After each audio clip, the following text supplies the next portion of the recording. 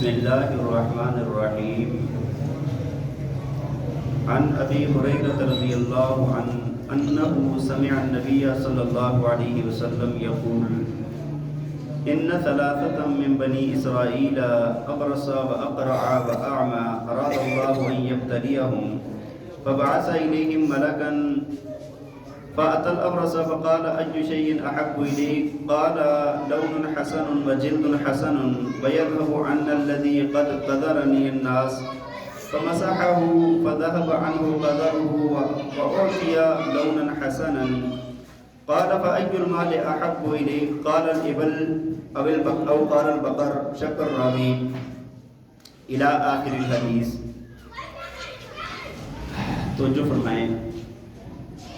حضرت ابو ہریرہ رضی اللہ تعالیٰ عنہ سے روایت ہے، فرماتے ہیں کہ رسول اللہ صلی اللہ علیہ وسلم کو یہ فرماتے ہوئے سنا کہ آپ نے فرمایا کہ بنی اسرائیل کے 3 بندے تھے، ایک ان میں سے کوڑ کی مرض میں، برس کی مرض میں مبتلا تھا، اور دوسرا گنجا تھا، اور تیسرا فرمایا کہ اندھا تھا.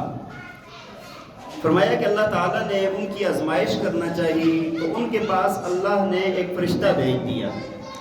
فرشتہ سب سے پہلے برس کا جو مریض تھا، کوڑ کی مرض میں مبتلا تھا، اس کو آ کر کہنے لگا کہ آپ کیا چاہتے ہیں؟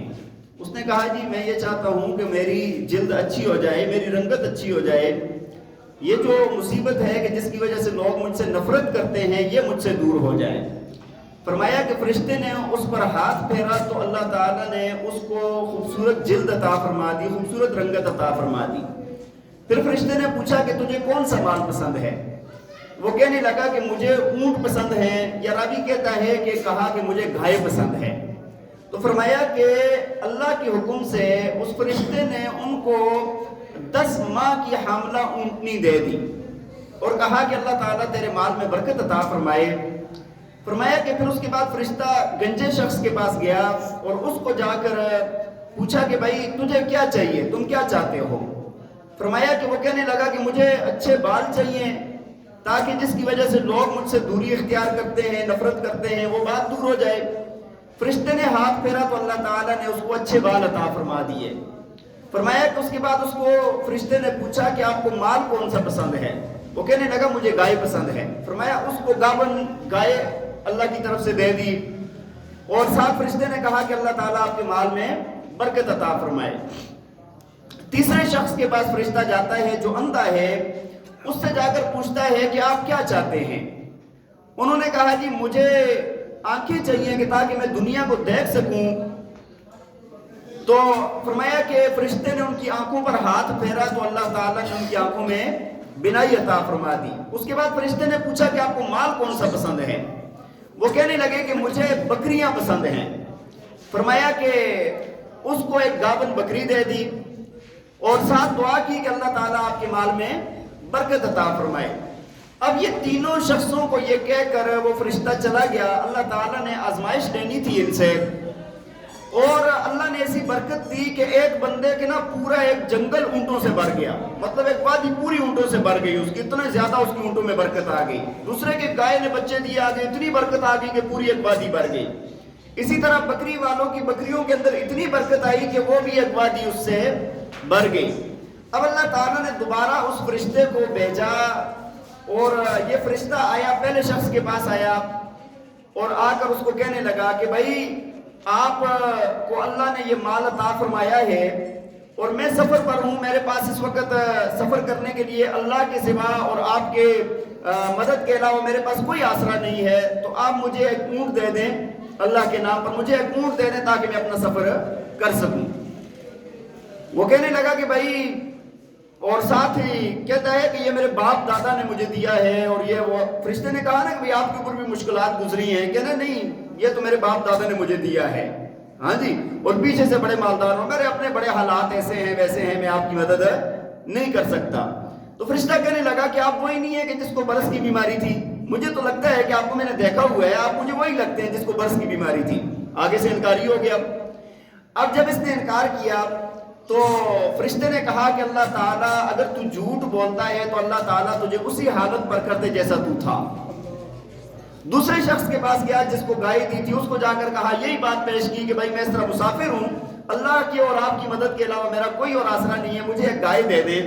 وہ کہنے لگا جی نہیں، کہا اللہ کے نام پر دے دے، کہا میرے اپنے بڑے مسائل ہیں، بڑی مشکلات ہیں، میں نہیں دے سکتا۔ تو فرشتے نے کہا تو وہی نہیں ہے، مجھے لگتا ہے کہ تجھے میں جانتا ہوں کہ جو گنجا تھا اور بڑی مشکلات میں تھا، مالی حالات ایسے تھے۔ کہنے لگا نہیں میں ہمارے باپ دادا بڑے مالدار لوگ تھے، آباء و اجداد سے بڑے مالدار ہیں۔ فرشتے نے پھر اس کے لیے یہی دعا کی کہ اللہ اگر تو جھوٹ بولے تو اللہ تعالیٰ تجھے اسی حالت میں کر دے جس میں تو پہلے تھا۔ تیسرے شخص کے پاس گیا جو بکریوں والا تھا، اس کو کہا کہ بھائی میں اس طرح مسافر ہوں اور سفر لمبا ہے، میرے پاس زاد راہ نہیں ہے، تو اللہ نے آپ کو یہ مال دیا ہے، اس میں سے ایک بکری مجھے دے دیں تاکہ میں اپنا سفر کر سکوں۔ تو بکری والا کہنے لگا کہ ہاں جی آپ بالکل ٹھیک کہتے ہیں، میرے پاس کچھ بھی نہیں تھا، میرے پاس آنکھوں کی بینائی بھی نہیں تھی، میرے پاس مال بھی کچھ نہیں تھا، یہ ساری کی ساری اللہ کی نوازش ہے، اللہ کی مہربانی اس نے دیا، اور آپ کا جتنا جی چاہے نا میرے مال میں سے لے جائیں، اللہ کے نام پر مانگے تو جتنا دل چاہتا ہے آپ لے جائیں۔ فرشتے نے تب بتایا کہ بھائی میں اللہ کی طرف سے بھیجا ہوا فرشتہ ہوں، آپ کے لیے آزمائش تھی، تمہارے دونوں ساتھی اس امتحان کے اندر فیل ہو چکے ہیں اور تمہیں اللہ تعالیٰ نے اس کے اندر پاس کر دیا، اللہ تعالیٰ تمہارے مال میں برکت عطا فرمائے۔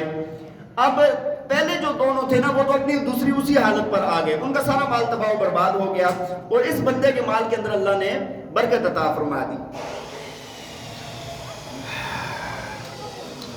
بھائی واقعہ بیان کرنے سے ہمارے لیے سبق مراد ہوتا ہے۔ بنی اسرائیل کا واقعہ ہے نا، بنی اسرائیل کون ہے؟ حضرت یعقوب علیہ السلام کی اولاد کو کیا کہا جاتا ہے؟ بنی اسرائیل۔ بنی اسرائیل کا معنی عبداللہ ہوتا ہے یا صفوت اللہ ہوتا ہے، ہاں کہ اللہ کا بندہ یا اللہ کے برگزیدہ بندے، اللہ کے چنے ہوئے بندے، دونوں معنی اس کے کتابوں کے اندر آتے ہیں۔ تو بہرحال یہاں پر اللہ تعالیٰ نے مال عطا فرمایا، اللہ تعالیٰ نے اپنی مہربانی فرمائی، اور ایک وہ بندہ ہے کہ جس نے شکر گزاری اختیار کی اور اللہ کے مال کو اللہ کے راستے میں خرچ کیا۔ اللہ تعالیٰ نے اس کو مال کے اندر بھی برکت دی، اس کی زندگی کے اندر بھی اللہ نے برکت دی، اور وہ اس کا مال بھی کم نہیں ہوا، اس کا مال بڑھا۔ اور دوسرے دو جو تھے جنہوں نے اللہ کی ناشکری کی اور اللہ کے راستے کے اندر مال نہیں خرچ کیا، تو ان کا مال کیا ہو گیا؟ ہلاک ہو گیا، اور ان کی صحت زندگی بھی اچھی نہیں رہی۔ اس کے اندر ہمارے لیے یہ سبق ہے کہ اللہ تعالیٰ نے جس کو مال عطا فرمایا ہے وہ بندہ اللہ کے نام پر خرچ کرتا رہے۔ نبی علیہ السلام نے واقعہ بیان ہی اس لیے کیا ہے کہ تاکہ ہمارے لیے ترغیب ہو، ہمارے لیے کیا ہو؟ ترغیب ہو۔ تو جو بندہ مال خرچ کرتا ہے اللہ اس کے مال میں برکت عطا فرماتے ہیں، اس کے مال میں اضافہ ہوتا ہے، اس کی زندگی کے اندر اضافہ ہوتا ہے، اور شکر گزار اللہ کو پسند ہے۔ اور جو ناشکرا ہوتا ہے اور اللہ کی راستے میں خرچ نہیں کرتا، اس کے مال کے اندر برکت بھی نہیں ہوتی، اور بالآخر وہ جا کر وہ مال سارے کا سارا کیا ہو جاتا ہے؟ ختم ہو جاتا ہے، ہلاک ہو جاتا ہے، اور صحت زندگی کے اندر بھی برکت نہیں رہتی۔ اللہ تعالی ہمیں عمل کرنے کی توفیق عطا فرمائے۔